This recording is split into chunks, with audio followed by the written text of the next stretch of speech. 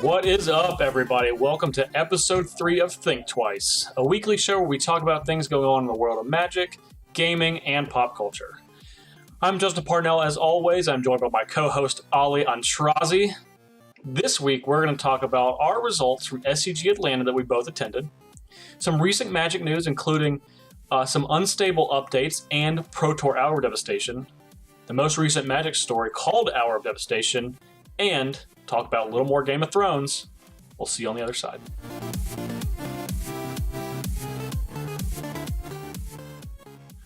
All right, so we lost mostly. We went, saw, lost, endured. We did somewhat endure as a team. Yeah. You know, Ali, you played Standard. Yes. Joe played Modern. I played Legacy, as we talked about last week. Look, I don't want to sugarcoat it. In the Team Open, we were pretty much all 500 the whole weekend, or the whole event. 500. Yeah, we went 50, lost to the same as we won. Oh, yes, we all did. I guess not we all, but I decided to audible to a standard deck. I played Sultai Delirium without any testing. Yeah. Now remember last week when we were telling everyone when you're going to be prepared for Standard, and we said 10 p.m. at best, and that was, I think it was probably about 11 p.m. when the final deck list was decided. It was a sweet deck list. I blame Joe because both you and I took your Standard deck and just kept beating his Modern deck over and over again. That is true. Joe was playing Jund, and we were definitely beating him over and over again. Justin actually switched from Grixis Shadow. Yeah, normally I play Grixis Delver in Legacy. Sorry, I know that's a Shadow. Spoiler alert, yeah. And then I decided to change. So when we were talking about the event, going into it in the last week, I sent a deck list to Ali and Joe, and I was like, hey, this is the deck I normally play, which is Grixis Delver, which I've actually had a pretty decent success with. But I was like, guys, I think this deck is really good. I want to play this deck. And they're both like, yeah, man, we don't know anything. We don't do whatever you want. We don't care. So we're in the hotel room, and I lay out my Grixis Delver deck that I'm prepared to play. And I look at it, I'm just like, I look over and I have these Death Shadows, and I'm like, ooh, I really want to play these Death Shadows. So I play the Death Shadows, and had never played the deck before. And in the early part of the day and throughout essentially the Team Open, it showed. Yep. Like we said, we kind of all went like 3-3 with like one undecided match essentially, and I lost my first 3 rounds, which put our team in a hole. That's on me. That's totally on me. We were still at that point. We were what, 2-1? We were like 2 and we were 1-1 and 1 after 3 rounds. Oh, you're right. Yeah. Yeah. Picked up that round 1 draw, which sounds great. Yeah. But anyway, so and obviously, we didn't do great in the Team Open, but I tried to do what normal Ali Aintrazi teammates do: take the deck that I'd never played before, play in the Team Open to test it with, and then go win a classic the next day with it. Yes, that was my goal. That is what Bradley Carpenter did with my last team. And he did it in Standard, though. Yes, he played a brand new deck. He did Modern. Modern? Okay. It was absent counted before it was a deck. What happened was he played it in Modern. He did poorly during the event, and then after he got enough reps in, he knew what to change, what to do exactly, how to sideboard. Yep. Then in the Classic, he won the Classic. Yep. So I almost did the same thing. After round 3 in the Open, I stopped losing for about 24 hours. And I didn't lose a match for the rest of the day. I didn't lose in the Legacy Classic until round 6. Was able to make top 8. Was able to beat the player that I beat in the Swiss rounds. Beat the player that I lost to in the Swiss rounds. And then went on to the finals where I pretty much punted because I'm an old man and I'm not set up for 20 rounds of Magic anymore. That's just not, it's just not something I'm able to do. But played Sultai Death Shadow, which again is something I'd never played before, but I do play. I don't want to say I play a lot of Legacy because I don't play a lot of anything, but I play more Legacy than I do just about any other format with Vintage. That makes sense. The deck was sweet too. I saw Justin Parnell crack a fetch land, get a Watery Grave, shock himself, and then pass a turn or Serum Visions or not Serum Visions, Ponder Serum or Visions. Delver, Delver Secrets or whatever, and his opponents were all like, "Oh man." They started explaining how Legacy works, how cards work, and one guy even said, I heard him say, "Yeah, I used to play Legacy on a budget too." Yeah. So they're all very, just very feel bad for Justin, and they're taking it easy on Justin, and then all of a sudden Justin just jams Death Shadow. I did not take it easy on them though. No, you did not. You played Death Shadow as a 5/5, and you're like, oh crap, okay. Yeah, and I do want to talk a little bit about Death Shadow in Legacy and kind of the metagame about Legacy because, it's weird because in Standard in Modern, you Death Shadow is like the premier threat right now, and you don't have a card that just beats it, like a singular card that just beats your entirety of your threats, but that does exist in Legacy. Swords to Plowshares is not only a huge problem because it's already a huge problem because it's the best removal spell ever printed, but it's a huge problem because it's like it can be an instant speed Maelstrom Pulse if you have multiple Death Shadows. Or, heaven forbid, you're at 10 life and you have a Delver and a Death Shadow or 2 Death Shadows. They sword your flipped Delver, that's an insectile operation, kill both of your Death Shadows. So that's a liability. However, since Mr. Sensei's Divining Top has been banished from the format, there's not as many Swords to Plowshares hanging around as there used to be. So, because of that, Death Shadow ends up being a pretty good threat.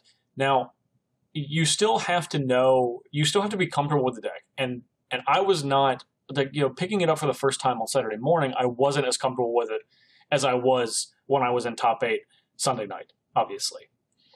And I feel like if you're a Modern player and you have reps with a Death Shadow deck in Modern, that's going to be a large portion of what you need to know is managing your life total, making sure you're casting your spells in the right order to affect your life total in later turns, identifying matchups where you're like, I'm going to be taking more damage from other spells. I had cards like Dismember and Snuff Out as the main creature kill cards in my deck.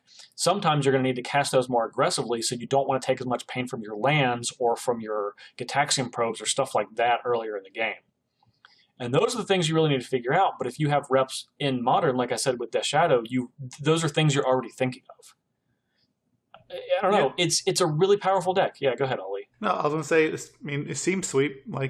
You obviously learned the deck, how to play it, and what to do during the team event. Lost the first 2 rounds, and then I did.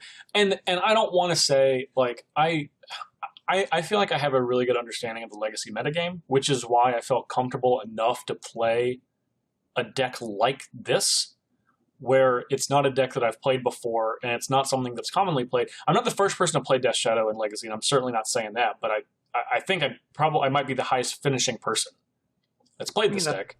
That's awesome. Yeah. And honestly, Atlanta has a pretty good Legacy scene. There's a lot of people that live in that area that know what they're doing playing Legacy. It was an 8-round Legacy tournament, which don't exist very often. There was over 140 players in the event.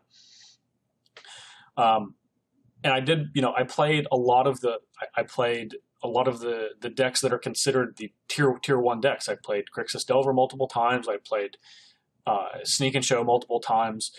I played Storm. I played Lands. I played Infect. So the deck is ultimately really resilient because you can turn into a control deck if you want to. You have good permission. This is the best Daze deck I've ever played, and I've been playing Daze for a really, really long time. And the ability to pick up a land, and in this case, Watery Grave, pick it up after you've shocked yourself, put it back down, shock yourself, and then play Death Shadow because your opponent cast something and got a spell countered, and then you were able to lose 2 life on top of that on purpose is ridiculous. One of my opponents, the opponent that beat me in the Swiss rounds, or no, actually it was in the first round of the top 8 when I played him again. He figured that out and beat me game 1 because he refused to cast any spells when I was above 13. That's smart. Yeah, it was, and he ultimately beat me when he was at 1 because of that, because he was able to cast all of his stuff in the same turn, and I couldn't put as much pressure on him as I wanted to because I had to attack him with a Delver, and drain him with Deathrite Shaman rather than attacking him with my, even just being a 2/2, because I think I was exactly at 13. Even just being a 2/2 would have been massive, but. I don't know. Legacy is in a place right now where there's a lot of removal hanging around that's not necessarily lined up for Death Shadow, which seems weird. But Swords of Plowshares isn't being played as much as it used to. You still are going to face some white decks, mainly Death and Taxes. You're still going to see Fatal Pushes, but you have a lot of great threats. You also have Gurmag Angler, and this is a deck that looks like it's really linear, but actually comes at you from a lot of different angles, like a lot of other Delver decks do, because this is primarily a Delver deck that just has Death Shadow in it. So I don't know. I was really happy with it. I plan on playing, I think, 2 or 3 more tournaments for the rest of the year, both Legacy and Vintage tournaments, both Eternal Weekend and Eternal Extravaganza in October and September, respectively. And this is going to be a deck that I think I'm going to put some more reps in and maybe start preparing for some mirror matches, because I think now that people have seen me play this, that they're going to know, okay, this is actually something we can do. Or maybe, adversely, maybe a bunch of more Swords of Plowshares will pop up and this deck will become virtually unplayable. Well, it's sweet too, because this deck is, I don't say budget. It's obviously not budget, but the fact that you can run some shock lands over dual lands is pretty convenient and pretty nice. Yeah, that's totally true. Yeah, I mean, honestly, you need Force of Wills. You already have your fetch lands. You already have shock lands if you're playing Modern. I mean, I played with 3 dual lands, and that was plenty sufficient. Yep. Yeah, and that is, you're right. This is like, I mean, I don't want to call this a budget Legacy deck, but I mean, comparatively to a lot of other blue decks, it is. I mean, compared to like Grixis Delver, where you need, 5, 6 blue dual lands, when you're cutting the cost of your deck down by like $500, or by like $1,500, that's no small thing. Yep, I agree. Sweet. Okay, well, that's pretty much where we're going to leave it for SCG Atlanta. But we're going to go talk about. We're going to be back, and we're going to talk about some recent Magic news. We're going to hit back on Standard in a second, because we have a large Standard tournament that's going to be coming up pretty soon. Actually, the time that you're listening to this, it might already be going on. That's Pro Tour Hour of Devastation. So we're going to take a quick break and be right back.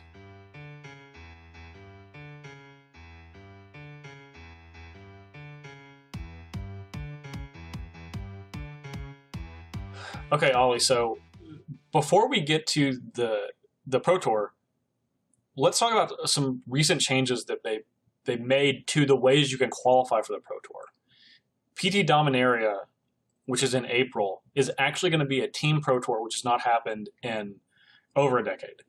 And on the way to that, the way you can qualify for that is RPTQs like you've already had, but now you're going to be able to do it in team RPTQs. Yeah, and only one person has to qualify for the RPTQ, and then they can bring 2 of their buddies to go with them and try to qualify for the Pro Tour. So okay. let's say I win a PPTQ. Likely. And then I call up some of my friends that are good players but don't have time to play, like, Joe Herrera, Troy Patel. That's it. I'm kidding. That was a dagger at you. Oh, okay. Sorry. Oh, you're right. I was like, yeah, that sounds good. Anyway, continue. No, but so you can call your buddies that don't get to play as often at PPTQs but are good players, and you can take them all to this RPTQ. You guys can all win, and all be qualified for the Team Pro Tour. And if you want, you can choose the same team to go to the Team Pro Tour, or you can choose different teammates, whatever you want. But the teammates at the Pro Tour have to be qualified for the Pro Tour. Yes. Unlike the RPTQ. Yeah, where you can literally, if you're walking to the venue, as long as the people have a DCI number, you could pick up a hobo off the street and get him to play on your team for the RPTQ. If you wanted to. Yeah, if you wanted to, totally. I think that's sweet. I think that's awesome. Yeah, I mean, honestly, I do too. I think, we just played in a team event. I personally love team events. I think they're like the most fun Magic. Ultimately, it's tough when you're losing because you really have to prop up other people too, and that doesn't even mean if like you guys are like getting frustrated at each other, which I actually don't think over the course of the event, even though we did some losing, we didn't really do, but it's easy to do that, and it's like you have to be a good teammate in addition to being a good Magic player to be successful at these events. Yeah, I agree. I mean, honestly, if you're actually friends, then you shouldn't get too upset about losses and things. But if you're not friends, you just like went there and picked up a team, it's also easier to blame people. Oh, definitely. Like all the time, I hear plenty of people, and I'm trying to knock on the younger crowd, but I'll do it. Go ahead. All right, well, go ahead. I hear it more from the younger crowd. They'll say, "Well, my record is 5-1, but my team is 2-3 or and that's 2-4 or whatever." Yeah, and that's a load of crap because that doesn't matter. This is a team event.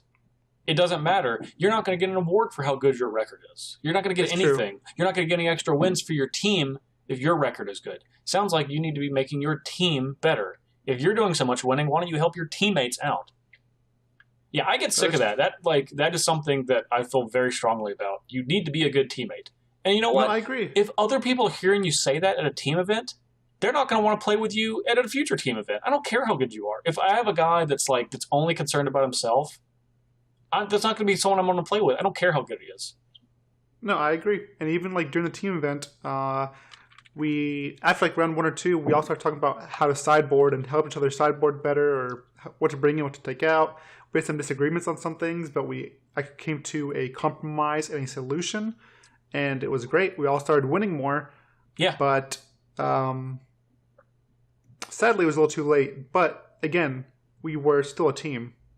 Yeah. I think our biggest thing, I don't want to get too much, but I think our biggest thing was we both switched last minute, but it is what it is. Potentially. But like you said, and granted, I mean, I don't think that, honestly, I don't think that I don't think it's surprising that there's a correlation between success of people in team tournaments and relative age of the people on the team. Anytime you see people playing and winning team events, they're adults. I mean, I'm just going to... that people. I mean, most commonly, they're people that are older than 30. That's for multiple reasons, I imagine. Well, I mean, I'm saying top down. Like, I mean, obviously at high level events, but even smaller events, I think, and it's not from honestly, I don't think it's an experience thing. I think it's a maturity thing. Because it's definitely both. It's definitely both. It's not just one. Oh yeah, I mean, experience is huge too. But like, the thing you were just talking about, that's not going to happen with like three adult men or 3 adult women. That's just not. That's not how it's going to be. Especially those adults that have been playing a long time. Like you can have a tier 1 deck, the best deck in the room, and you can still not have a winning record. Yeah. Sometimes things just line up poorly, especially if you're playing a format like not to knock on Modern here, but Modern is one of those formats where sometimes you can have this deck that beats all the best decks or most of the best decks. You could have your 3 best matchups be the 3 top decks in the tournament. Correct. And then you can just play against a plethora of other tier 2 decks or tier 1.5 decks and just have an awful record. Yep. So I mean, that matters and sometimes depending on the format. So anything can happen. And as a adult player that's been playing for a long time, you know this. You know you can go 0-4 FNM and being quote unquote the best player or one of the best players and just do terribly that night. Like it happens or wherever you go. So And the best thing is the best thing to do is take that and you take it in stride. You know this is a possibility. This is a thing. It's not a myth. So you don't blame your other people or whatever. Yeah. So and that's what makes you a good teammate if you're able to do that on a consistent basis. I don't know. I think that's something that's really important that might not get talked about enough. You need to it's crazy that you need to be more in tune with how you're operating personally in a team event than a personal event, but I honestly think that's the case for success. I think so too. And if you have a teammate that's losing, sit down with them. Don't prop them up. Yeah, don't beat them down. Yeah, you beating them down and putting them in a bad mood, making them stressed is not going to help. It's not going to help them, and in turn, it's not going to help your team. That's true. Just sit down, ask them. Show me your hand when you are keeping. Let's talk about some sideboard strategies. Do anything you can to help them, and then tell them that we got this. You got this. We all have this. It's just round 1. It's round 3. Whatever. No problem. We'll keep going. There's no reason to attack that person or blame it on them. I promise you, they already feel bad for going 0-3 or 0-2 or whatever, and you and them overhearing you say, "Oh, well, I'm 4-0, but my team is 0-3." Yep. It's not going to help. Get out there. Yeah, get out of here with that. That's going to make them feel even crappier, and that's not what we want to be promoting or what a team should be doing, your team. So. And the place I do not think that is going to happen is the Team Pro Tour when we get to that in April. But this weekend, we do have a Pro Tour that is not team. And in fact, it is our brand new shiny standard format. So Ali, between the two of us, you are absolutely standard expert. I think this Pro Tour is going to be... I originally thought it was going to be awesome. I think it's going to be awesome because I don't think it's very explored and there's a lot of things you can do in this format. However, now everyone knows that mono red is the thing. On the last podcast, we talked about mono red and how it top 8'd the Open. The Cincinnati Open. And you were telling me, you were like, yeah, this is the current setup of the deck, but you think it's going to change. Yep, and I specifically said it's going to cut the Eldrazi. I even said it's going to play Boomart Courier, and you're like, Boomart Courier, really? I don't know about that. Well, you questioned it a little bit. I poo-pooed it a little. I did. I'll be honest. I was the poo-pooer that time. You were the poo-pooer. And now it's a staple in the deck. And I even said the deck will play Hazret at its top ending because that card is a beating. And it's playing multiple Hazrets. I don't want to say I told you so. Actually, I do want to say I told you so. All right, new segment for the show. Ollie's time where he told you so. Told you so, mono red. So now, anytime you build a deck, you absolutely have to keep that deck in mind. All your decks need to have a favorable matchup, or at least even matchup with that deck. And if they don't, you do not need to bring it to the Pro Tour. Multiple times the Pro Tour has been won by an aggressive deck, and there's no reason people will not play this mono red deck at the Pro Tour. I actually think frequently it is won by aggressive decks. Deck. Despite, and oftentimes, it wins by an aggressive deck, despite the deck that wins not being the de facto best deck. Oh, yes, easily. I mean, there's plenty of times where the Pro Tour happens, and then a couple months later, 2-3 months later, the metagame is different. The Pro Tour will define the metagame for a month or two, but then that third month, the metagame can be completely different. Not completely different, but absolutely. Just different things can be different. It's crazy. Not everything will be solved with this Pro Tour, but I expect mono red. I expect to see some kind of Mardu, more so Esper vehicles. I expect some sort of ramp strategy, most likely green-red ramp. I expect blue-red control, maybe splashing black for Bolas or just pure control. These are the biggest decks I'm expecting, and maybe the God Pharaoh's Gift deck. I know Zach Elsick is the one that first came up with the deck. He posted on Twitter, was talking about it, and Zach is also the guy that put Lantern on the map. So he's playing some wacky stuff. Yeah. Now my take on the God Pharaoh's Gift deck, that to me, that seems like a PT deck that someone figured out right before the PT. and it probably blew up a lot of people's plans because I think there were teams that had that deck in the holster ready to go, and then someone else plays and they're like, crap. Then old Zach Elsa comes along like, look, guys, look at these toys. Yeah, that's literally what it is. That is actually what the deck is. It should be called Look at These Toys is what the deck should be called. Blue-white, look at these toys. I don't know. There's a blue-black version too. It's like all over. It's like a blue-black zombies version with God Pharaoh's Gift. Have you not seen that one? They're getting crazy with that card, man. They're getting crazy. This should be right up your alley, man. This is a 7 mana cost artifact. It doesn't matter if you have to pay 7 for it. You just put it right into play. That's not the point. It's a 7 mana cost artifact. That's like what you should do. Yeah. What are you doing? Why aren't you playing this deck? I've been playing Sultai actually. Sultai Delirium. I played it at the event. I learned very quickly that the deck had too much card advantage, and you hear that? Worked on it. Too much card advantage. That does not happen often. It does not, but you die multiple times with just 6, 7 cards in your hand, 5 cards in your hand. You're like, well, you can have all the card advantage in the world, but if you're losing, you're losing. Doesn't matter how many cards you got. If you're dead, you're dead. Well, wow. Strong stuff, Ali. Those are hard lessons for people to learn. Well, that's what I'm here for. Yeah. I'm here to teach you all of life's and magic's hard lessons. Why don't you teach me about contraptions? Well, let me tell you how to contraption. Tell me how to contraption. Are you ready for this? Yeah. Okay. Well, if a rigger you control would assemble a contraption, it assembles 2 contraptions instead. So I'm not done. Excuse me. I jumped in too soon. Yep. Other rigger creatures you control get +1/+0 and have haste. And haste? How insane does that sound? Oh, it sounds like I've seen this before 10 years ago. Well, you might have. And it means nothing. Hill Giant. It's all it was. 2 contraptions instead of 1? That's like we're playing Yu-Gi-Oh! And you fuse these 2 creatures and you get this one big creature monster that's like, yeah.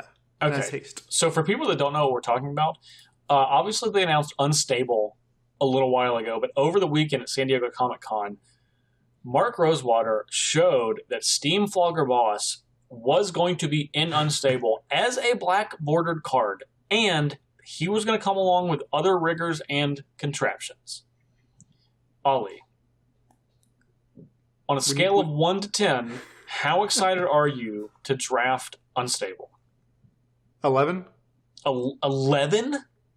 Listen, I've been playing... Let me tell you why. Please, I've been playing Magic for 20 plus years. Not 20 plus years. We'll say 15 plus years. First of all, yeah. Don't, yeah. You get it right. Let's not exaggerate. Yeah. I'm getting old. Like, I'm trying to tell, I have these stories I can tell my children. I need to put some little exaggeration on them, make them sound good.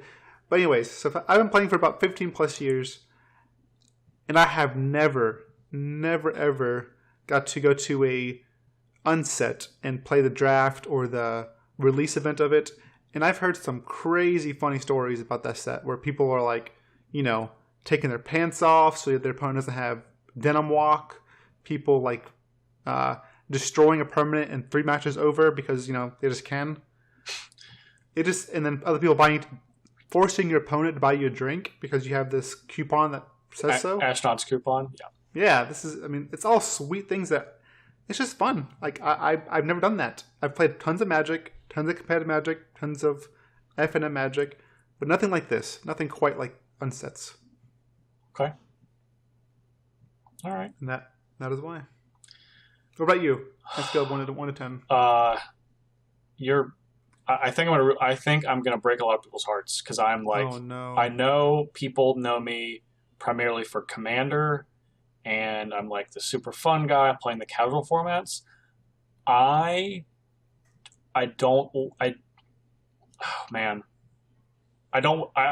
wish they didn't exist. I wish Unsets cold as ice. I wish Unsets didn't exist. I'm being serious. Like I okay. Sacrifice the Unset. Look, there have been a lot of fun cards that have come out of Unsets. I've put a handful of them in my cube, like Booster Tutors, Blast, Who, When, Where, Why is a lot of fun. I don't... Who, what, when, where, why. What? Anyway, I don't think... I understand that there's a segment of the audience that enjoys this. And honestly, you know what? I am going to go to a pre-release, and I'll play with this at exactly one time. And I think that's how I feel about it. I want to draft this one time and one time only, and then never, ever draft it again. Well, sure. But unsets have traditionally had some of the best lands in Magic, so they are desired. Guess what? They have cheapened full art lands so much at this point. Do you know how many times they've printed full art lands since Unhinged came out? A lot. A lot. Okay, but Two different times in this block. I'm over full art lands. I'm completely over them. What if they do something else to them? What? I don't know. What are they going to do?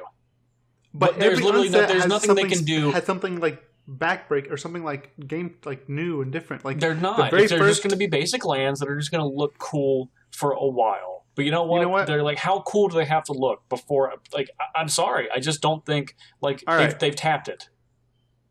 You know what? You're poo-pooing this right now. I'm poo-pooing it hard. I'm poo-pooing it all over. Very hard, and I don't appreciate you. I don't. You know what? Here's what I want. All I want is for Wizards of the Coast to put their. You know what? You know what they were doing, and while they were making this, what they could have been doing instead of making this unset, they could have been making Standard not suck for the last year. How do you feel about that? You're being the fun police. You need to calm down. Stop poo-pooing on everyone's party. I'm sorry. I feel very strongly about this. I think everyone gives Wizards a hard time. Sure. Last year, for a year, it was rough, but before then, it's been great, and now it's great again. Like they messed up. They admitted it. We need to get over it. Magic's great. We love Magic. I do love Magic, and that's exactly why I have such a big problem with these existing, because I do love Magic, and I want Magic to be great.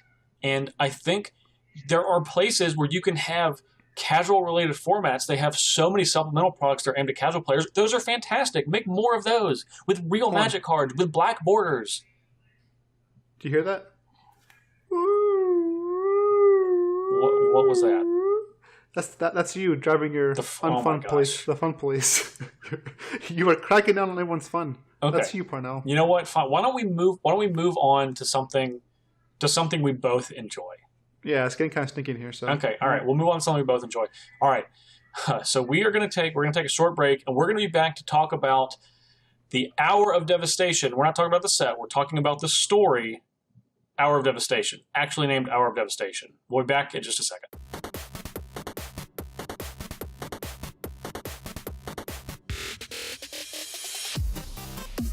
This was it. This was the actual. Now, the name is a little misleading, because after reading this story, it was more like 10 minutes of devastation, because the Gatewatch did not last long at all. Oh man, this was glorious. This was the first time we actually got to see and feel and understand Bolas as a character. Absolutely. We've seen him do plenty of destruction, plenty of scheming, plenty of things, but we never got to see it from his head, from his point of view. And this, my friends, was glorious. It was. I have to fully agree. It was completely glorious. You know, and everything we know about Bolas. Okay, we know that he's in Grixis colors, right? Yes. Okay, we know why he's black. Because he's ambitious, power hungry. We know why he's blue, because he's clever, he plans, plots that span centuries. Why is he red, though? I know why now. It's because he's a snarky dude. Yes, he seemed very sarcastic and pretty flamboyant. As in, he was very, he was hilarious, but in a cool way. He was. He's a great villain. He's, in case anyone forgot, Nicol Bolas is the best villain in Magic, period, now and forever. Praise be. Praise be to Bolas. Praise be. Praise be to the God Pharaoh. He's quick-witted. he realizes, see, he's smart enough to know that he needs to just be calm and collected and just be on top of his game at all times. But then he also is like, I'm a dragon. What's it fun being a dragon if I can't roar and eat stuff and breathe fire? Yeah. I want to give is it Ken Troop? Ken Troop. Fantastic. This was great. I mean, again, I'll say it again. The lore folks, you guys have been amazing. On top of it. Yes, and this is you have a once dropped the ball. This is fantastic. This story was all I hoped to be and more. Was great. Pat on the back for specifically Ken Troop, who had the pleasure of actually writing Bolas from Bolas's perspective for the actual first time. We did see a glimpse in a flashback 60 years prior when he first came to Ahn'ket, but that's not Bolas as we know it. That's old Walker, all-powerful Bolas, where he could just snap his fingers and, destroy everything if he wanted to. Well, I guess he can't really snap his fingers or clap. They covered that in the story, too. Clapping doesn't go well with talons. Yes. Also, I talked about how he didn't always fly. He didn't always use his wings to fly. Yes, previously, exactly. He had so much. He could just float if he wanted. Yes, back before the mending, planeswalkers were extremely powerful. They were. You think of gods now? Well, they were just like gods. Like you could cut off their head, and if they willed it, they could still live. Yeah. As long as they could think it, they could still live. They could create worlds. They could do whatever they wanted. It was just crazy. And Bolas lived during this timeline, and the only person in the Gatewatch. Let's not jump ahead of ourselves real quick. We're jumping ahead just real quick, but we're going to get to that real soon. Right. So another pat on the back for the Wizards creative team, Ken Troop specifically. I also want to do a couple more pats on the back. You know who those should go to? Me. They should go to me and you, because we pretty much nailed this story from the SDCC card arts only. Yes, we did. It was great. Okay, so Ali, why don't you give us a rundown in order of the Planeswalkers as they and unsurprisingly, the order they appear on the SDCC card arts is the order that the story happens. Run us through. Okay, so let me. The first up we have which one? Jace, right? Jace, the not nearly a mind sculptor at all. All right, so we have Jace. Jace in the hieroglyphic is basically holding his hands up. It looks like he's trying to attack Bolas mentally, and above him is the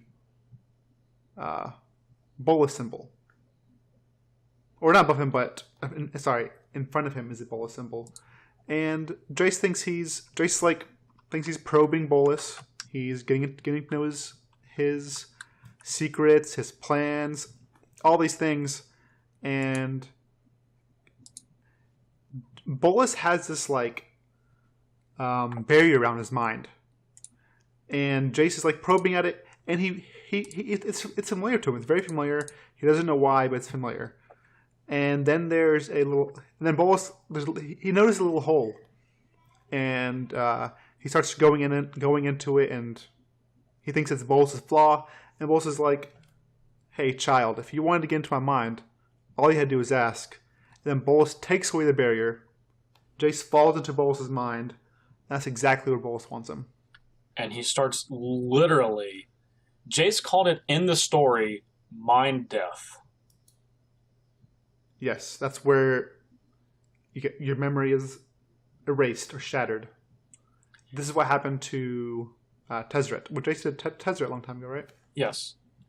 And this is incredibly important for a Planeswalker to not have this happen to. Why is that?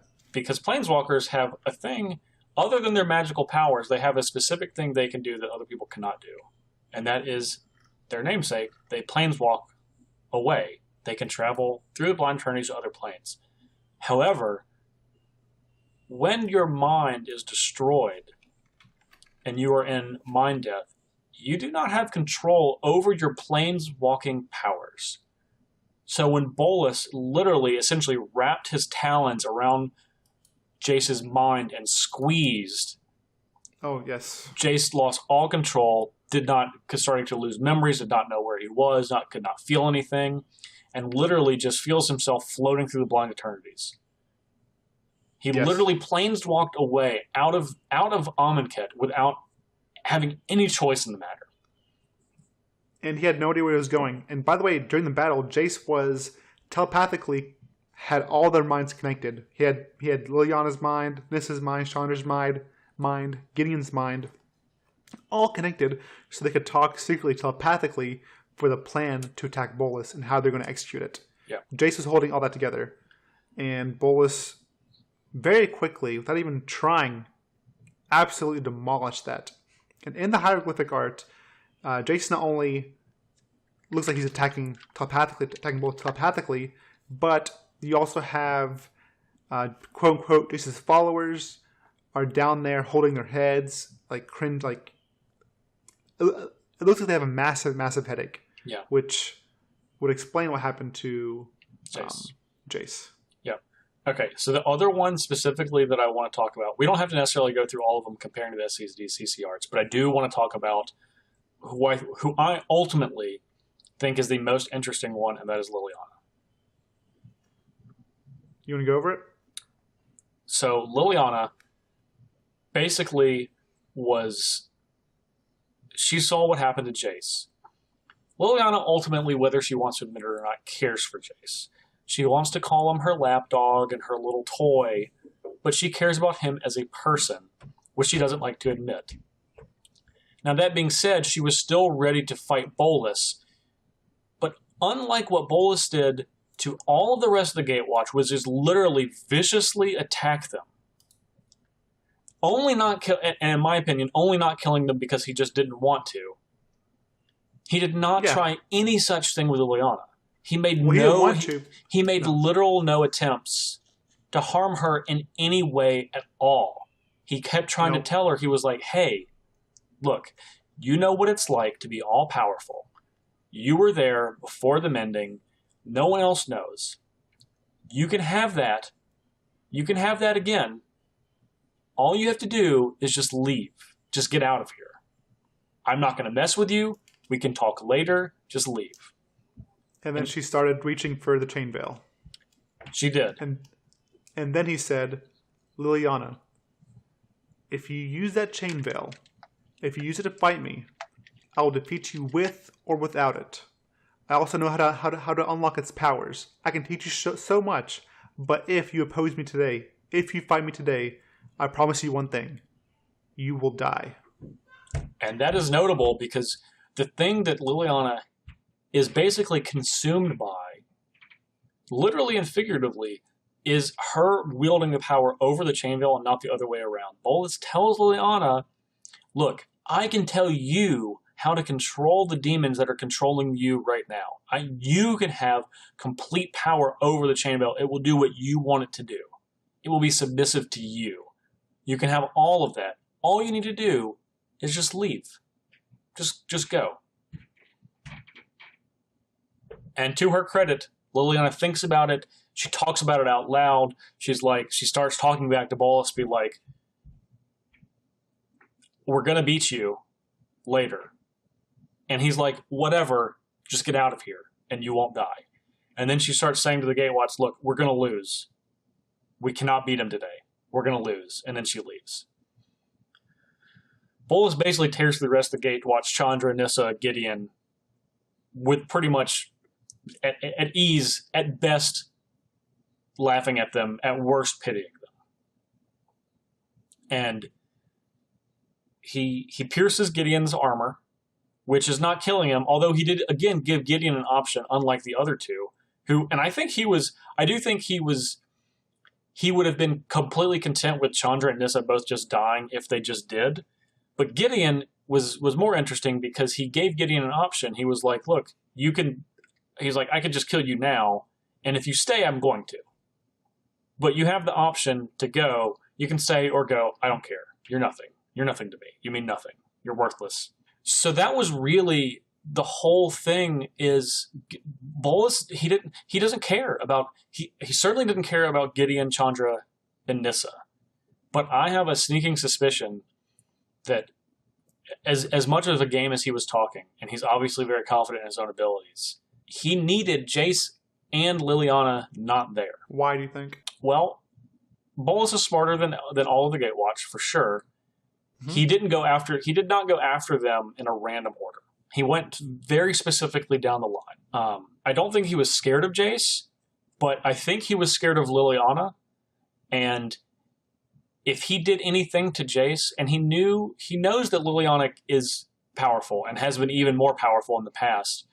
Yeah. But I think he knew if he hurt Jace and did anything, like basically Liliana, as far as she knows, she knew they lost mental connection to each other. But after that, as far as Liliana knows, Jace might have just plain walked away. Well, she heard him scream. She thought she heard him scream, and she said that scream sounded like she's heard it before, the scream of the dying. Yes. But I think if he physically hurt Jace, that would have essentially pissed off Liliana. I don't think he wanted that. I do not think he wanted any part of Liliana. That's why he literally got into his negotiation mode, and he was talking tough, but I don't know. I think that's something I'm super interested in. Well, I found it funny that Chain Veil was like, we can take him, use our power, we can take him, we will kill him. Yeah, exactly. And the Raven was like, no, you can't. Do not fight him. This is stupid. You know how strong Bolas is. Yeah, I agree. I think that was the second most interesting thing to come out of this entire thing is Liliana. I mean, I've gone back and actually read Liliana's little chapter two other times. It's there's a lot secretly going on in there. Well, even with Jace, it says he's felt this before when he was probing Bolas' mind, and that what he did feel before. That was in Agents of Artifice, was it not? Where Jace felt that same thing when he was trying to probe Bolas' mind. Yeah. So maybe Bolas erased that memory too. So he probably did. Yeah, I mean Bolas can obviously be beaten, but he's smarter and more well prepared than the rest of the Gatewatch. Which brings me to my next point. The Gatewatch have easily defeated 2 Eldrazi Titans. Easily. Pretty easily once they actually got down to it and got a little more organized. Yeah, Ulamog and Kozilek. Ulamog and Kozilek. To be fair, their battle plan against Bolas was pretty stupid, but sure. Yeah, sure. Well, you know why? It was the same battle plan they used against the Eldrazi. It was the exact same battle plan. They didn't have a different one. Because that's been their battle plan for every single thing. This begs the question. Well, they used ley lines for the Eldrazi, though. They had huge help with Eldrazi, whether you see it or not. That's true. Lines, that's true.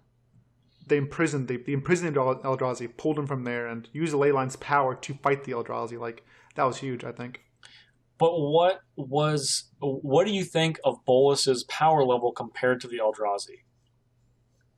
It's hard to say because of ley lines, but I would say if you had asking right now, which you are, I would say Bolas was stronger than Ulamog and Kozilek. They're dead. That's what the word was. But my vote would be for Bolas being stronger than Ulamog and Kozilek. Okay. I am going to say that he is not stronger than either Ulamog or Kozilek. However, the difference is Bolas is a creature of intelligence. Ulamog and Kozilek are forces of nature. They're not planning. They're not planning an attack. They're not thinking about what they're doing. They're just doing. They see something in their way that's trying to stop them. They're going to try to stop that, but they don't have a plan. It's not like they're consorting with each other or with anything else. Are we not counting brain power and plans as being stronger? Oh, I mean, I guess I meant physical power. I was like, technically elephants are stronger than us, but we are overall more powerful than them because yes. brains. Okay, so yeah, I guess we are saying the same thing. I think because Bolas is essentially the smartest, one of the smartest creatures in the multiverse, that makes him ultimately more powerful, but not in a raw power as in like physical power sense. Oh no, raw power. I agree with you. I mean, Ulamog and Kozilek are the Eldrazi are raw power. The strongest raw power I know of outside of something like Yawgmoth. Yeah. But I think Emrakul would make a joke out of all of them. I completely agree. Wholeheartedly agree. Chandra, she got really angry, threw a hot blazing fire at Nicol Bolas in the story, and Nicol Bolas stepped back and laughed seemed it like off. he got hurt. He just flew up and laughed it off. He did. As he was flying up, he was like, "Okay, it's getting a little warm, so let me just back up a little bit." Yes. During the Emrakul encounter, never was that did ever seem Emrakul was hurting, like threatened at all. No, like the only time was like when Liliana was using the full power of the Chain Veil, throwing zombies after zombies after zombies at Emrakul, and in Liliana's mind, we saw that she believed she was winning. Yes, but no, obviously, no, we will was not. And we'll talk about. I feel like we're gonna circle back, and at some point when we talk about more Magic story, back to the Eldrazi. But I said that Bolas is one of the smartest beings in the multiverse. One of the other smartest beings in the multiverse had a small part to play in this story, even though it didn't exactly seem that he did. Do you know who I'm talking about? Only other person I can think about is Ugin, but I'm not sure what part he played. Oh no, I'm thinking of another. You're close. Another dragon, maybe. Niv Mizzet? Niv Mizzet, yeah. No, you're like, well, what does Niv Mizzet have to do anything? Well, because Niv Mizzet thinks that he has Ral Zarek working for him. Oh man, yes. He does not. No. This was the biggest reveal in this story, that Ral Zarek was working directly for Nicol Bolas. This is huge. Huge, huge, huge, huge. Yep. The reason this is so big, ironically enough, and we had no idea this twist was coming at all. No. On our way back from SCG Atlanta, you and I were actually talking about. I was going over the story of Ral Zarek and Jace and Vraska and Niv Mizzet on Ravnica post Return to Ravnica events, like after the events of Dragonspace. And we were talking about Project Lightning Bug, which is basically something that allows Ral Zarek and by extension Niv Mizzet to track planeswalkers and where they are going. Yep.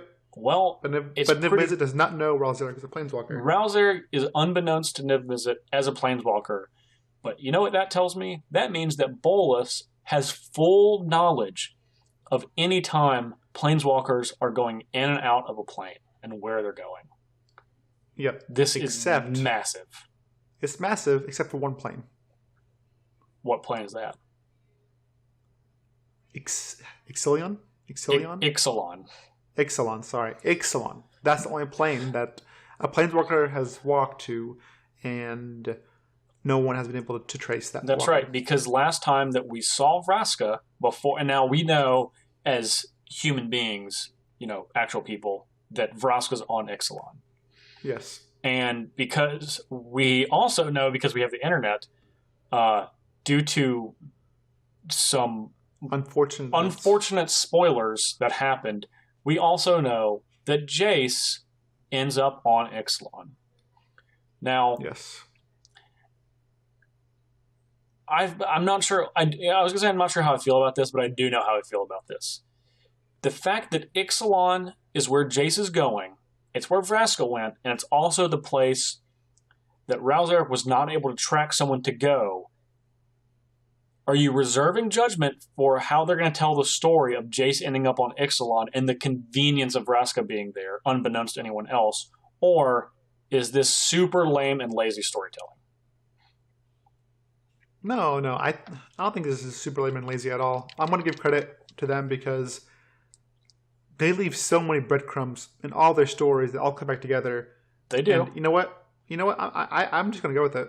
I'm gonna go with their storytelling. I'm gonna follow them because so far they haven't disappointed. That's me personally, but I'm excited for whatever.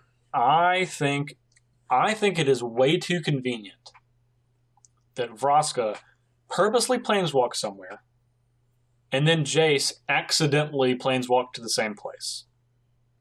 Are you kidding me? You think that's bad for storytelling? I think that's awfully convenient. Like, they're gonna basically at this point they're gonna need to win me back with that part of the story.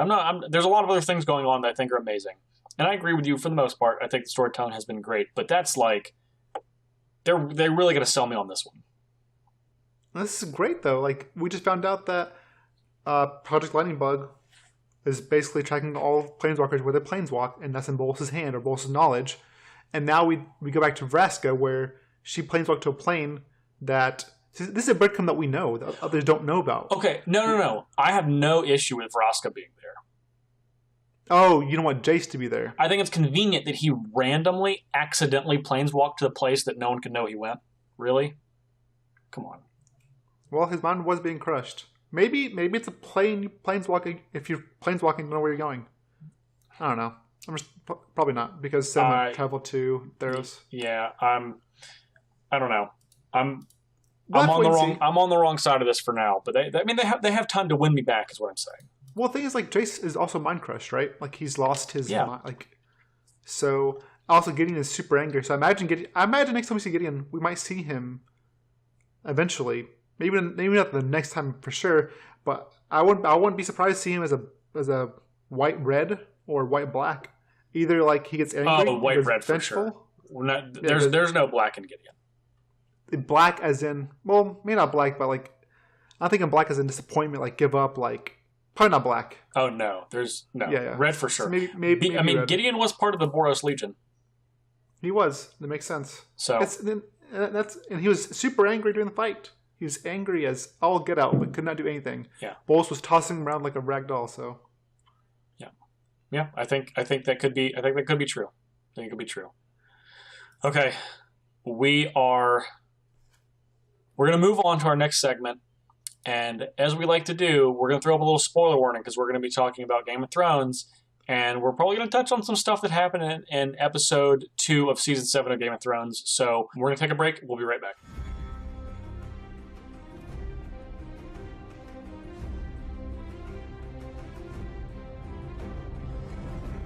Okay, so Grayscale is super disgusting. Eh? What do you mean, eh? I didn't find it disgusting. Why did you find it disgusting? Because it's literally like dead, charred skin, and when you rip it off, pus is like coming out of your like burned up red body. It's gross. It's super gross. It's meant to be gross, but... Well, it's supposedly transforming you into, like, a stone man. Yeah. Also gross. And then you become immune to fire. Look, you know what I'm not immune to? All the gross stuff. Look, everything at the Citadel is just gross. It's all poop and pus, and that's it. That's all that it is. I've only seen poop and pus. There's knowledge, too. Poop, pus, and knowledge. Well, things you'll learn at the Citadel. You can poo-poo on this because that is true. Grayscale, I like how, so we're talking about Grayscale. Obviously, Sir Jorah Mormont is the afflicted of Grayscale. Yes. And he is at the Citadel of the Maesters. They say they can't help him. Samwell says, wait, I know, we can help him. Someone wrote a book about this. And the other Maester's like, nah, he died of Grayscale. We can't do it. Let's get out of here. I'm getting so tired of the Maesters, okay? They know so much, they're just like scared to do everything. Do anything? Yeah, they're lack of a better word, pansies. Yes. There are definitely better words. We're not going to share them on the show, but I'm sure you guys have heard them before. Look, I'm super tired. Like, what are they doing? They're just like... They have all this knowledge, and they're just recording, not doing anything, not acting. They're like, I'm not asking them to go and like take over kingdoms, but like use your knowledge. Try to get more knowledge. If they can, like, this guy's going to die of Grayscale. He literally gave him the freaking, was it an axe or a sword? Was it a sword? Like, hey, kill yourself. Whatever you do, you can if you want. You have 1 hour or a day, whatever. You have a day left of your sanity. Yeah, feel free to kill yourself. Why not test on him? Nope. If there's a potential cure, the Maesters, why not try it? The Maesters are like the skit off of Kanye West's first album called Dropout. I know you have no idea what I'm talking about, Ali, but I hope other people do. All I just want to do is learn. They don't want to do anything. They just want to learn. Not even learn. Like, if you have a potential cure, this guy's going to die. And you're saying, hey, commit suicide. Why tell him to commit suicide? Why not tell him, hey, I have this potential cure. I can possibly cure you, but you might die in the process. However, your other option is committing suicide or losing your mind. Which we totally recommend you do one of those two rather than ask for help. Yeah, you're right. Yep. Maesters of what? Maesters of lazy. I don't know. Lazy. I don't know what maestering. It is. Yeah. Sam needs to be like Samwell needs to be the Archmaester of the Citadel and just control everything because he's doing the right thing. He's going back, reading all the knowledge. He's doing anything. He's found the Dragon Glass, which is huge for the coming battle against the Whites, and now he's potentially might cure Grayscale. So, yeah. I mean, high five, Samuel Tarley. Good job, Samwell. Samwell wasn't the only little pudgy thing running around this episode, though. No, we also saw Hot Pie. Hot Pie. We haven't seen Hot Pie in a minute. We haven't seen Hot Pie in a hot minute. A hot minute. Hot Pie in a hot minute. So about Hot Pie, the reason I want to hit on Hot Pie is because last time we talked about Arya and how you said she was going dark, and we're worried for her as a child. She's getting all this revenge and going after all these people. Well, Hot Pie gave her a huge fork in the road.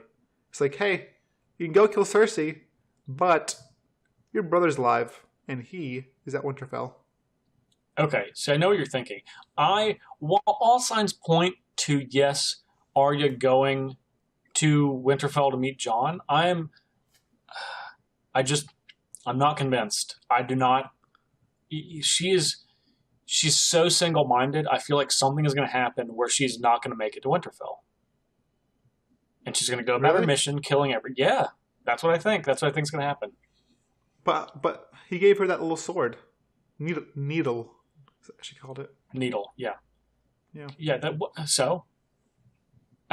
she's a murder machine. That's like all she knows now.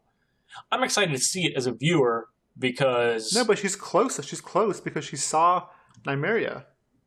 She did. That's true. The wolf. Which was pretty awesome. We have not seen Nymeria since episode 1.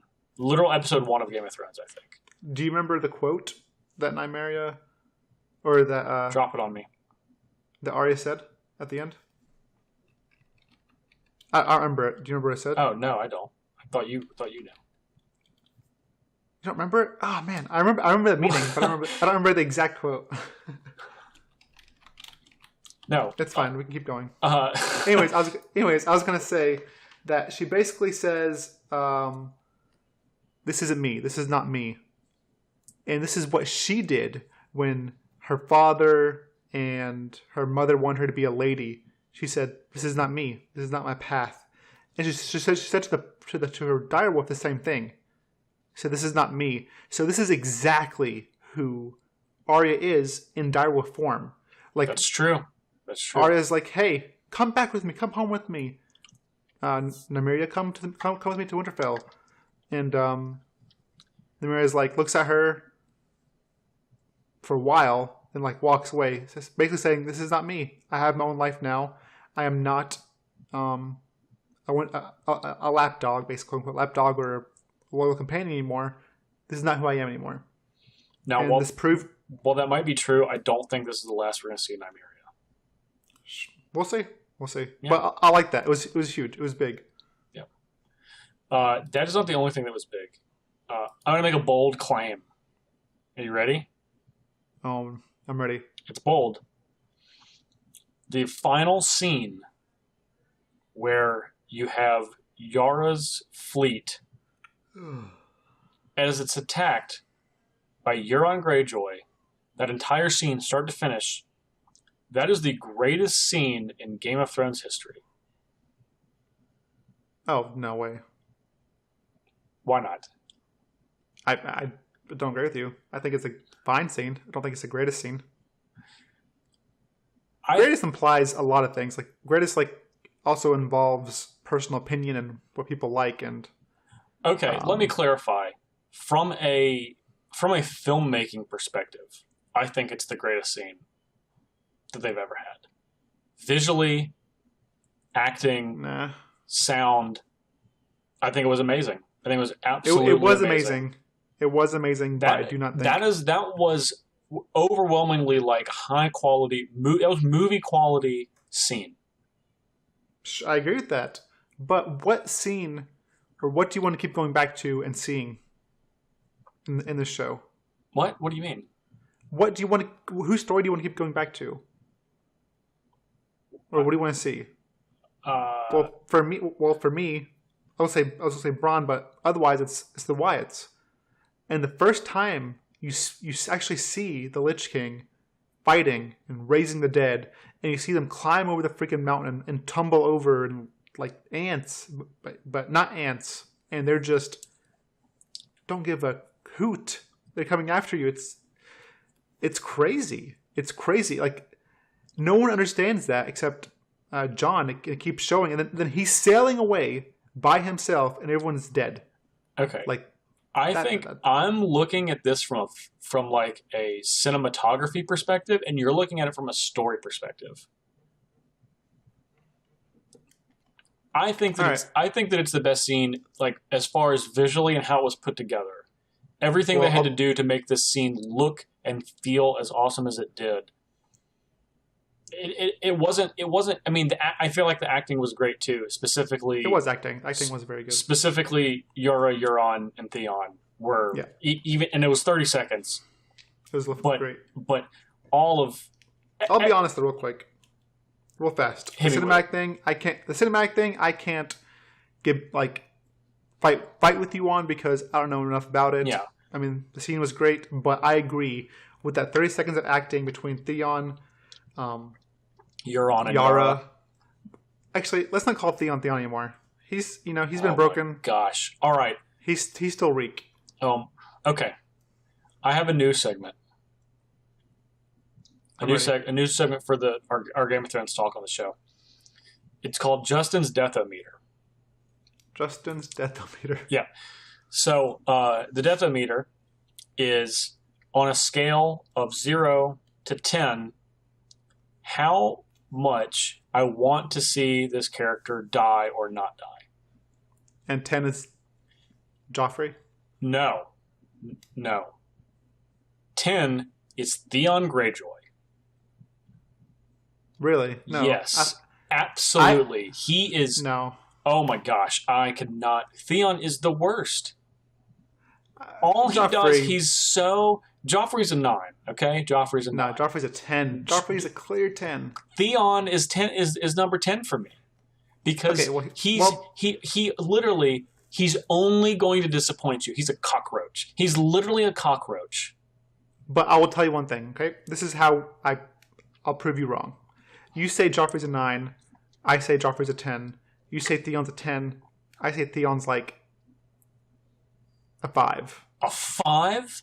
Oh, no. Yeah. See, this is my Death-O-Meter. I want to see Theon go. And that's the worst part. I know he's going to live the whole time. He's not going to die the whole time. Well, he's such a piece of crap. It's in his character not to die. The thing is, you can empathize with Theon somewhat. No, absolutely not. How? You could not empathize at all with Joffrey. Besides him being a kid. I can't empathize with Theon at all. He betrayed his best friend. And got him killed, murdered, his family murdered, in cold blood at a wedding. Or at a celebration. I guess it's not a wedding until then, but... No, he's a broken person. He's a broken character. I don't hate him, though. Oh, I do. Hate him. I hate him. He is my least favorite character. Easily. I pity him. His life is garbage and he has nothing. His life is garbage because he's made the decision to make his life garbage. Well, he is garbage. He is garbage. He's crap. Yeah, he's been just utterly destroyed. And, and that's why he's going to live forever. That's why he's going to go on forever. This should have been called Game of Thrones Episode 2, Story of the Eunuchs, because all the eunuchs had huge roles here. It's funny you bring that up. Do you know who's a 0 on my death-o-meter? A 0? A 0. Oh, yeah. Grey Worm. I will be the most sad. Ultimately, Grey Worm will die. I know that. Okay, I've looked into my heart and seen the sadness I'm going to have when Grey Worm dies. I know it's coming. But he is like the only character that is only good. That only has good in him. Exclusively. Yeah, well, last time that happened, Ned Stark died, so... Yeah. And Grey Worm's going to... I know eventually he's going to die. And it's great to see him happy. And he's... I don't know. I love Grey Worm. He's a 0. He's a 0 on my death-o-meter. I want to see him die. I will be the most sad when he dies. Just because he's done nothing to deserve it. He's done literally nothing to deserve it. And it'll happen. His life was... He was broken. Not like Theon, but he was broken. Yeah, that's the difference. Against his will versus completely his will. But he was built like it was different kind of broken though. So I don't know. I don't want to get into this. I think we both dislike Theon. You hate him a lot more than I hate him. I hate Theon Greyjoy. I have a hard time hating someone that has been through so much BS and trauma, and he is the one that is causing. He is the BS causer. Just leave him alone. He's not the BS causer. Leave him alone. He leaves himself alone. Oh, you're getting ready to capture or murder my sister? Nah, I'm not going to try to help. I'll just jump in the water. That's much better. I'm still alive. But he's proved over and over again to her that he is a pushover. And this was huge, though. Even the cackle from Euron.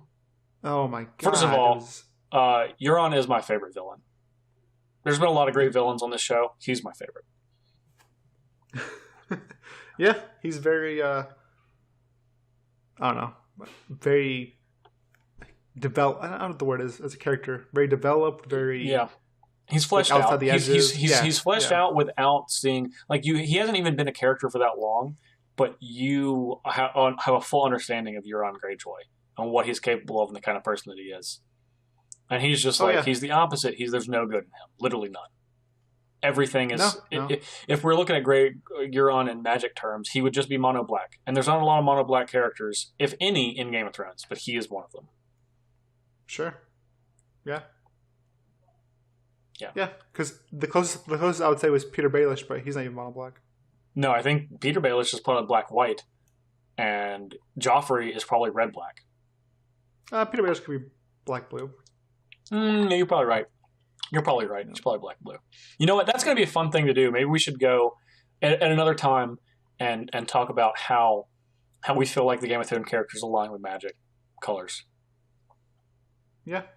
You know who else is close to that 0? Brienne of Tarth. She's really close too. She's probably like a 1. She's probably like a 1 or a 2 for me. I mean, I'm not sad if she died. I won't be sad if she died, but I'd be like, man, she didn't deserve it. Yeah, she will. She won't have deserved it. I think I'd be more disappointed if the Hound died. Me too. Hound is on my list of I'm going to be real sad when he dies too. Hound is a 1 on my death meter. So is Sir Jaime. So Jaime's like a 4. He's a 4 on the death meter. Characters that developed a lot that almost come full circle are just huge to me. They mean a lot to me because we've seen them develop as characters. We come to understand them. We've come to see them change, and we've come to love the character. Whereas, Theon and whatever, there've been this, or Joffrey, there's been all this bad and nothing but bad, and just please go away. Yeah. I don't really care for that. So, all right. Anything else on Game of Thrones for this week? No, I don't want to go into too much, but this needs to hurry up. At least only 7 episodes, right? We get to see. We're moving. We're going to be moving right along. That's true. Okay. All right. We're going to wrap up for this week. So we're going to jump out for a second, and then we'll be right back to wrap up, tell you about some stuff that's been going on in our lives and things that are coming up ahead for us.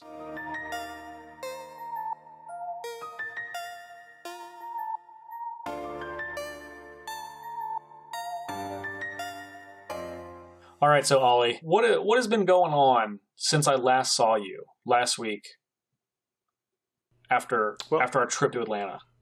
Are we counting the wreck we got into? Not even 1 second into the car? Yeah. Why don't you tell that story? So, Justin and I got in the car with my girlfriend's car. We're literally like 5 seconds in. I put the car in reverse. No, not 5. 5 seconds that's about twice as long. Too much? Yeah. All right. Well, 2.5 seconds. Yeah, 2.5 seconds. Get in the car, put the car in reverse. I turn the wheel to the left. I'm backing up, looking at the rear view camera mirror thing, and I hear Justin go, yeah, it sounded a lot like that. Yeah, Justin doesn't say stop. He just makes this crazy sound. Yeah, putting it on me. You guys hear this? Put it on me. Yep. So I do stop, and now look over, and the mirror, the driver's side mirror has hit a pillar because we were in a garage. Because we were in a parking garage. Garage. Yep. So, anyways, it hit a pillar, scratched the driver's side door paint, and the mirror is destroyed. So that happened. Yeah, it did. Also, we have ants where we live. A lot of ants. In the past, where I lived, we didn't have much ants. We had some, but like none that were adventurous enough to try to come inside. These ones want to come inside. Oh, so these are adventure ants. Yes, those are the worst ants. They just want to get into everything. They just want to see what's going on. Look, they just want to party, man. There's a time where I literally just cleaned everything multiple times, and they're literally in the kids' food for lunch, and they're just going in it, like in the cabinets, like destroying and going inside of it. It's like, what are you guys doing? So it was time to YouTube how to kill ants. Wait, what are you guys doing? Were you like trying to reason with the ants? Like, that food's not for you. I packed that for my son Aiden. Yeah, I tried to. They weren't listening. Yeah, well. So I made them a special recipe with borax, sugar, syrup, and water. It was delicious. They ate it, took it back to their queen, their hive, whatever you want to call it, and they all died. Have not seen one since. Man, that's quite the story. Congratulations, the Ali ant murder and Aintrazi. Thank you. I'd say they'd be telling your story for generations, but they're all dead apparently, so they will not be. TM. I'm trademarking that. Trademarking Ali that? Killer and Aintrazi. Okay. And the last thing, Pokemon Go, legendaries. Yes. This is one for both of us. Yes. So, yeah. Ollie, do you have any? So right now, as we speak, Articuno and Lugia are available to raid and capture in Pokemon Go. Yes, and Articuno is leaving on Tuesday, or Monday or Tuesday. And Monday. Leaving Monday, and then Tuesday, Moltres comes out. No, that's Monday also. No, I think Articuno leaves Monday night, right? They both. Anyways. They cross over for a day. Regardless, Articuno leaves by Tuesday. And then we get Moltres, and Moltres leaves, and we get Zapdos. So I found one originally at Atlanta. We found Lugia. Did not catch him. Mm-hmm. While Parnell was crushing everybody with a shadow. That's right. And then Parnell, we play for a little bit Monday. He goes home. He sends me a picture of him capturing Articuno. He's like, oh, by the way, I captured an Articuno for my girlfriend's son too. Yep. It was Lugia, but yes, I did do that. Oh, yep. Sorry, Lugia. Well, the Rubbins. Yep. 3 of us. I play Pokemon Go with my girlfriend and her 2 sons. We like to go raid together, and all of us, except for my girlfriend, was able to catch the Lugia. We were all super pumped. Her phone died in the middle of the battle, which was not fun at all. What? Yeah. She's being a pleb. Where's the external battery? We were not prepared as we needed to be. No, this is Ilden telling you guys, you are not prepared. But we're gonna be prepared. We're gonna be prepared this weekend. So, but Ollie, where's your legendaries? I have 3 Lugias and 3 Articunos. Do you really? You have 3? Yes. Yeah. Mm-hmm. Yep. I knew you were gonna see. I didn't tell you because I knew you were going to try to rub it on the podcast. I was gonna try to rub it in, and I was gonna be ready. I was gonna be ready, and I'm ready. Okay, so you got to do that. I'm gearing up for the one constructive format that I like more than Legacy. We are starting Season 5 of our Commander. Roanoke Vintage League. Rats. And I am super pumped. This is a league I've never won. 3 out of the 4 times we've done it before, I've made top 4 and lost all those times. So I'm buckling down. I'm coming for the trophy this time. I'm going to win this trophy. This is a very valuable trophy. Our leagues are huge. They go anywhere between 12 and 20 players. We had like 20 players last time, which is insane for Vintage. But Vintage is a format that is incredibly awesome. Our league is entirely proxy. So if you're able to make proxies, you're able to play in our league. And I'm playing a blue-red Delver deck, which I've not exactly played before. I've played a blue-red Young Pyromancer deck, and this deck does have Young Pyromancer in it, but I'm calling it a Delver deck because that is the primary way that I'm probably going to win. It's a lot like a Legacy deck, but you just get to play with more broken cards, like Strip Mine, and Ancestral Recall, and Time Walk. They only let you play one Gataxian Probe, though, which makes me sad. I think it'll be okay. I'm also playing 2 copies of a standard card in my deck. Can you guess what that card is? No. You get 3 guesses. What's that from? Hour of Devastation. You only get 2 guesses now because you had a question. That counts as a guess. I don't remember. What color? Red. You have 1 guess. Stop cheating. I can hear you cheating over there. I'm not looking. I'm trying to look at the spoiler. I have no That's idea. cheating. That's totally cheating. How is that cheating? I read all the cards. Fine. Time's up. I'm playing 2 copies of a Braid. Let me guess. In my main deck. Let me guess.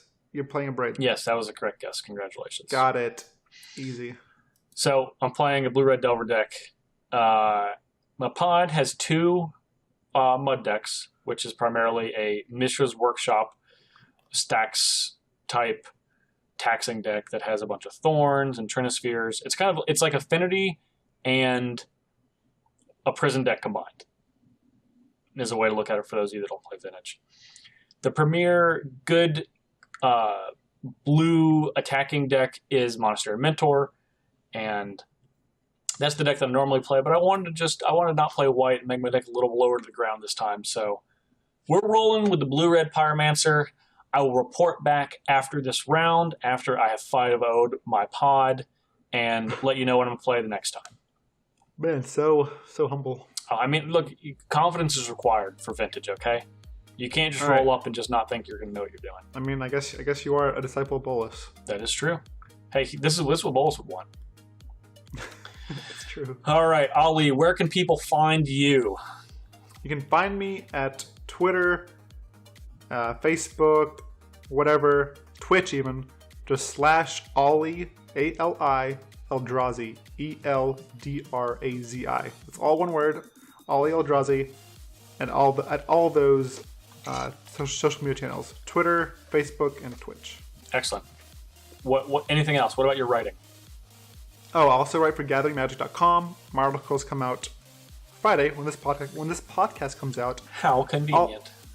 Also, if you want to read a tournament report for us, that is what I wrote as my article. So you'll see Justin's deck list in that article. You'll also see what I played and where I'm going forward with my deck. Again, I was playing a Sultai Delirium deck. I think it's a sweet deck. I'm going a little more rampy with Sultai. I think you should check it out. So after you finish listening to this, you can go check out Ollie's article this week. You can find me on Twitter at jparnell1. You can also find me every week on Wednesday on YouTube and StarCityGames.com. You guys know me from Commander Versus. I'm the host of that show. Some of you probably coming over from Commander Versus, so thanks for listening for this first time. We're going to try to do these every week. So buckle in because we're not going anywhere. You can find us on SoundCloud, iTunes, and YouTube if you're not listening on one of those and you want to try out another platform. You can also contact the show itself at ThinktwiceMTG on Twitter, and you can email us, thinktwicemtg@gmail.com, if you want to reach out to the show, if you have any questions for us, have suggestions for things you want to do, and anything else. We're having a Patreon page come up very soon. I don't know as much about Patreon as I want to, so we're trying to find some really good things that we can give you guys and make this awesome for you and for us at the same time. So if you have suggestions for things that you might want that could fit on a Patreon, you should definitely let us know. Email, Twitter, Ali on Facebook. You can hit me up on Reddit also. We're going to have that up very soon. I also want to give a shout out to our director and producer, John Choi. He is the man behind the desk. He's making sure that this podcast sounds as awesome as it does, and we're not doing dumb stuff. And for any graphics that you see, you can give a virtual high five to Amber West. She provides all of our graphic design for the show. She's a complete rock star, and you guys will, as I've said before, you're going to be seeing more of her stuff soon as we continue to develop Thinktwice as a whole. I want to give a shout out to Justin Parnell. And this week, doing this podcast with us together. You're such a sweetheart. Thanks. And to Bolas. Yes. Final shout out to Bolas for making this all possible. Complete bad A.